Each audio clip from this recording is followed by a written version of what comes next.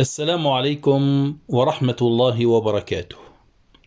وصلنا معكم في شرح مقرر علم العروض عند البحر الأخير، وهو البحر المتدارك أو المحدث. هذا البحر سمي بذلك لأنه تدارك به الأخفش على الخليل الذي تركه ولم يذكره من جملة البحور الشعرية. طبعا له تسميات كثيرة، هذا طبعا أشهر ما ورد في ذكره. إذن البحر المتدارك وضعه الأخفش كما ذكرنا، ولم يذكره الخليل الفراهيدي من بين البحور الشعرية. هذا البحر يأتي تاما ومجزوءا. التام يتألف من 8 تفعيلات: فاعل فاعل فاعل فاعل في الشطر الأول أي في صدر البيت، و4 تفعيلات في عجز البيت. إذا مجموع التفعيلات 8 تفعيلات. وفاعل هذا رمزها فاعل، إلا أن هذا البحر لا يأتي بهذه الصورة إلا شاذا، يعني الأشهر أن يأتي فاعل فاعل فاعل فاعل، لكن أن يأتي فاعل بهذه الصورة أي مجموع التفعيلات فاعل، هذا شاذ. إذن التام يتألف من 8 تفعيلات: 4 تفعيلات في الشطر الأول أو ما يسمى صدر البيت، و4 تفعيلات في عجز البيت في الشطر الثاني. قلنا التفعيلات الثلاث الأولى تسمى حشوا، والتفعيلة الأخيرة في الشطر الأول تسمى عروضا، والتفعيلات الثلاث أيضا تسمى حشوا، والتفعيلة الأخيرة تسمى ضربا. وهذا البحر أيضا يأتي مجزوءا، لكن هذا المجزوء حكم عليه الكثير من أهل العروض بأنه شاذ الاستعمال. لماذا؟ لندرة وجوده في الشعر العربي. إذن المجزوء يتألف من 6 تفعيلات: 3 في الشطر الأول و3 في الشطر الثاني. وفاعل أيضا هذا رمزها كما سبق أن بين. جوازاته: أولا فاعل قد تأتي صحيحة، وقد يصيبها الخبن، والخبن كما ذكرنا هو حذف الثاني الساكن، يعني فاعل نحذف الألف فتصبح فاعل، وهذا هو الشائع في هذا البحر، وهو المستحسن أن تأتي التفعيلات فاعل. فإذا أراد الشاعر أن ينظم على هذا البحر فالأفضل هنا أن تأتي التفعيلات كلها فاعل بهذه الصورة، لأنه الشائع والمستحسن. وقد يصيبها القطع بسكون العين في فعل، والقطع كما ذكرنا هو حذف ساكن الوتد المجموع، يعني هذا رمز الوتد المجموع، يعني عبارة عن خطان مائلان ودائرة الصغيرة، هذا رمز الوتد المجموع. فالقطع هو حذف ساكن الوتد المجموع، وهو النون من فاعل، نحذف حرف النون ونسكن حرف اللام فتنقل إلى فاعل. إذن فاعل هنا القطع هو حذف ساكن الوتد المجموع، يعني النون من فاعل، ثم نسكن حرف اللام فتصبح فاعل وتنقل إلى فعل، هذا يسمى قطعا. وقد تأتي هذه التفعيلة مخبونة مرفلة. مرفل ما معنى الترفيل؟ هو زيادة سبب خفيف، هذا رمز السبب الخفيف، على فاعل. طبعا هذه التفعيلة تأتي في آخر البيت، ففاعل هنا حين نضيف إليه الخط المائل والدائرة الصغيرة يصبح فاعلات، وفاعلات هذه تأتي في آخر البيت، يعني التفعيلة الأخيرة في آخر البيت، يعني هنا تأتي بهذا المكان فاعل، تأتي في الضرب. لكن فاعلات هذه يصيبها الخبن. ما معنى الخبن؟ هو حذف الثاني الساكن، يعني نحذف الألف فتصبح فاعلات بهذا الشكل. إذن هذه تفعيلة فاعلات تصيب التفعيلة الأخيرة، يعني الضرب هنا من هذا البيت. لكن هنا تأتي في المجزوء، يعني هنا في مجزوء المتدارك المخبون، التفعيلة المخبونة المرفلة تأتي في مجزوء المتدارك، وهذا نادر الوقوع كما سبق أن بينا. وقد تأتي التفعيلة مذيلة، وقلنا التذييل زيادة نون ساكنة على فاعل، وهذا رمز فاعل، فتصبح فاعلان، وهذه كما ذكرنا تأتي آخر تفعيلة في مجزوء المتدارك، يعني تأتي في الضرب. طبعا حكم كثير من العروضيين على البحر المتدارك بأنه شاذ، كما ذكرنا لندرة وجوده في الشعر العربي، يعني يندر أن يأتي هذا المجزوء في الشعر العربي، لذلك حكموا عليه بالشذوذ في الاستعمال. الآن سنجري تحليلا عروضيا يكون تطبيقا على البحر المتدارك. قال الحصر القيرواني: يا ليل الصب متى غده، أقيام الساعة موعده. طبعا هنا وضعنا فاصلة بعد اللام، لماذا؟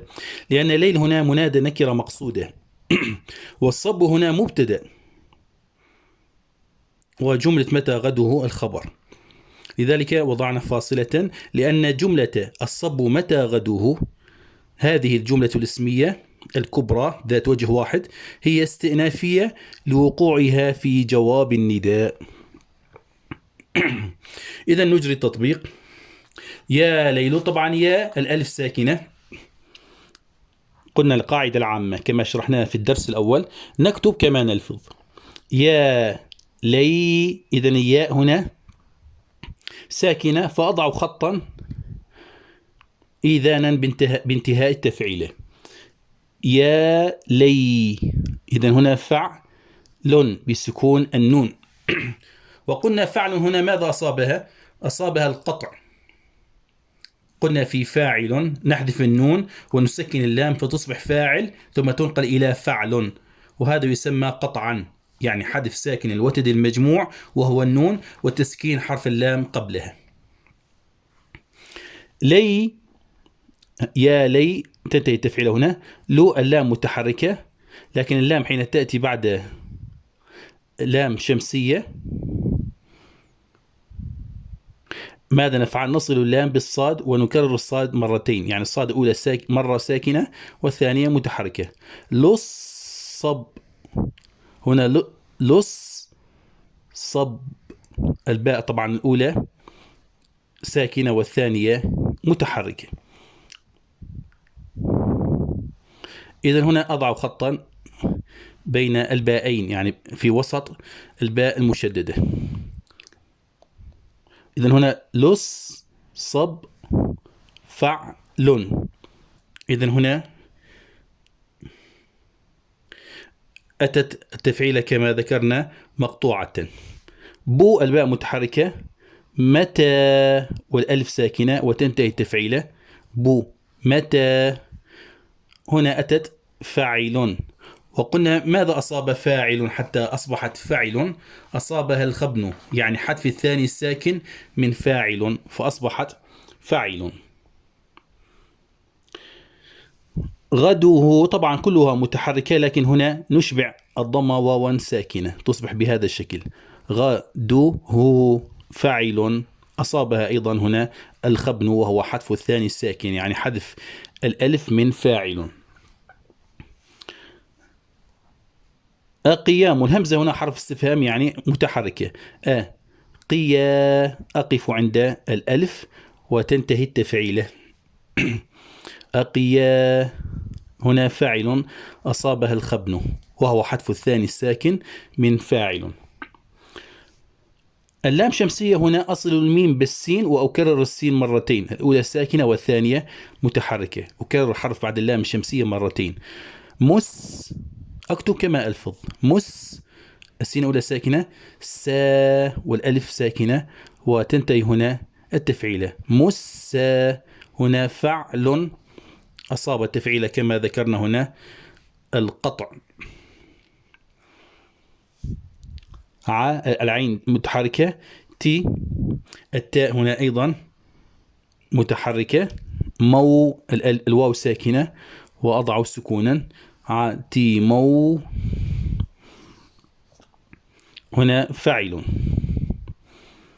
أصابها الخبن أيضا. عيده طبعا كلها متحركة لكن نشبع الهاء الضمة واو ساكنة كما ذكرنا. إذا انتهى كل شطر شعري بضمة نشبعها واو ساكنة، إذا انتهى بفتحة نشبعها ألفا ساكنة، وإذا انتهى بكسر نشبعها ياء ساكنة.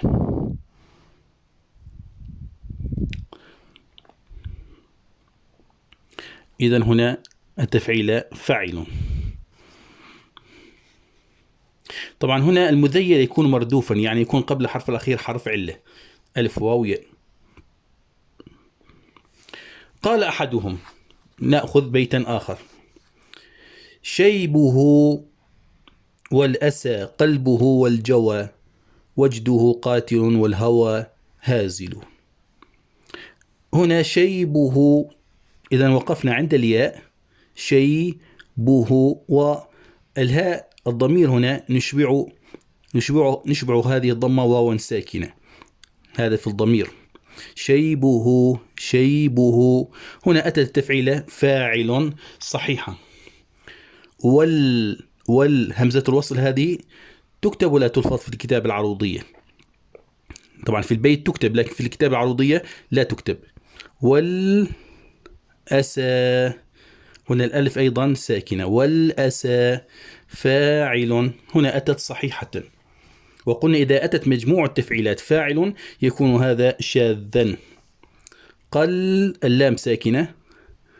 به طبعا الضمير هنا نشبعها، الضمير هنا أتت ضمة نشبع الضمة واو ساكنة. قلبه هنا أيضا فاعل. والجوى هنا أيضا، والجوى مع الحرف المتحرك أضع خطا مائلا، ومع الحرف الذي أقف عليه أضع دائرة صغيرة. هنا أيضا فاعل. الجيم ساكنة. ده طبعا الضمير هنا يشبع، يعني الحركة فوق الضمير تشبع حرفا من جنسها، يعني واو ساكنة. وجده فاعل.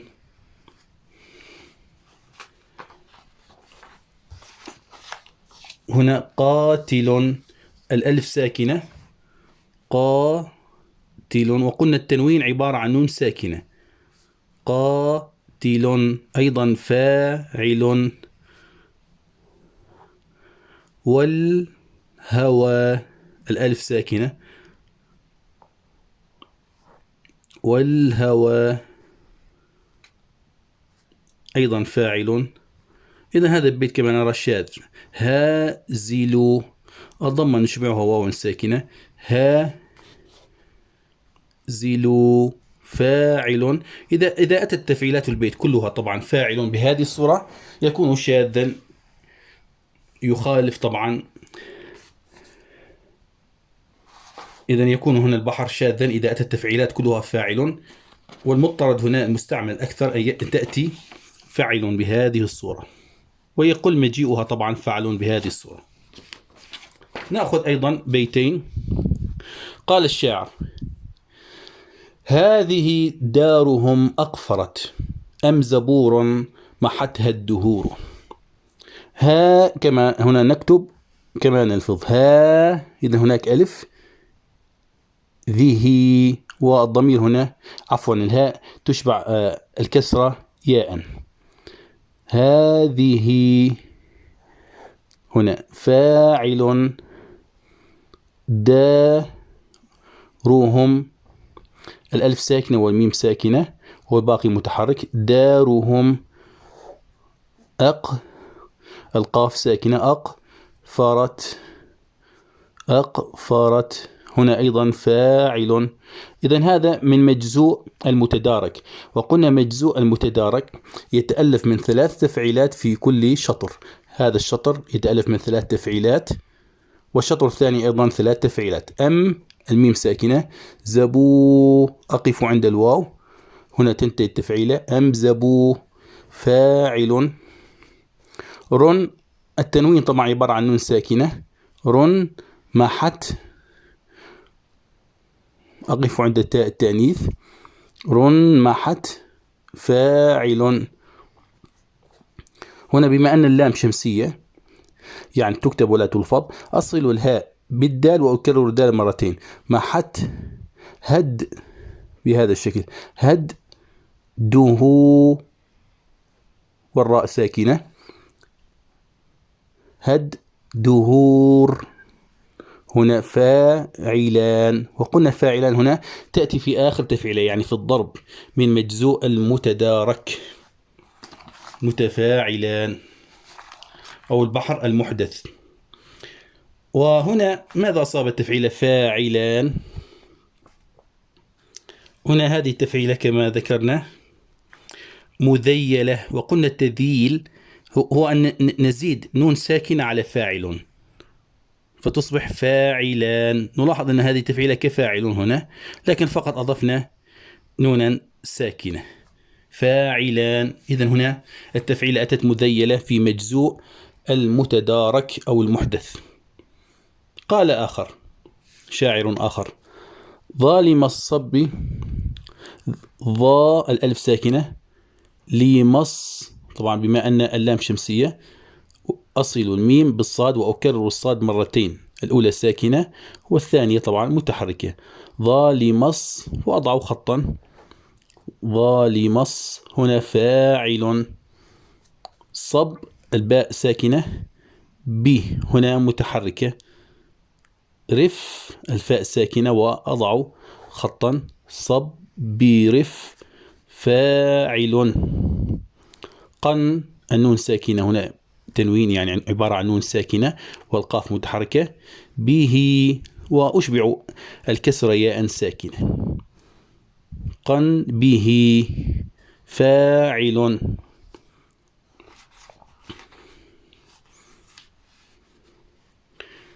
إن قلنا الشد عبارة عن نونين حرفين، الأول ساكن والثاني متحركة. من ساكنة هنا وأضع خطا هنا. إن من النون الأولى ساكنة والثانية متحركة. هنا فاعل. دم الميم ساكنة، عيه وأشبع الهاء المكسورة ياء ساكنة. دمعه أيضا فاعل. اللام ساكنة، سنا والألف ساكنة، السنا فاعل. قلنا مجيء فاعل بهذه الصورة شاذ لندرة وقوعه. هذا طبعا فيما يخص البحر الأخير من البحور الشعرية. إذن هذا البحر كما ذكرنا البحر المتدارك أو المحدث يأتي تاما ومجزوءا، سمي بذلك لأنه تدارك به الأخفش على الخليل الذي تركه، لأن الخليل الفراهيدي حين وضع الأبحر لم يضع هذا البحر، فأتى بعده الأخفش فوضعه فسمي المتدارك. هذا فيما يخص البحر الأخير من البحور الشعرية. طبعا نتمنى أن تعمموا هذه الدروس بين طلاب الجامعات وبين الأساتذة المختصين ليعم النفع الجميع إن شاء الله تعالى، ونكون قد انتهينا من البحور الشعرية. بعد ذلك سنبدأ بالضرائر الشعرية والقافية والروي طبعا حتى نختم هذه المادة. هذا المقرر إن شاء الله تعالى. والسلام عليكم ورحمة الله وبركاته.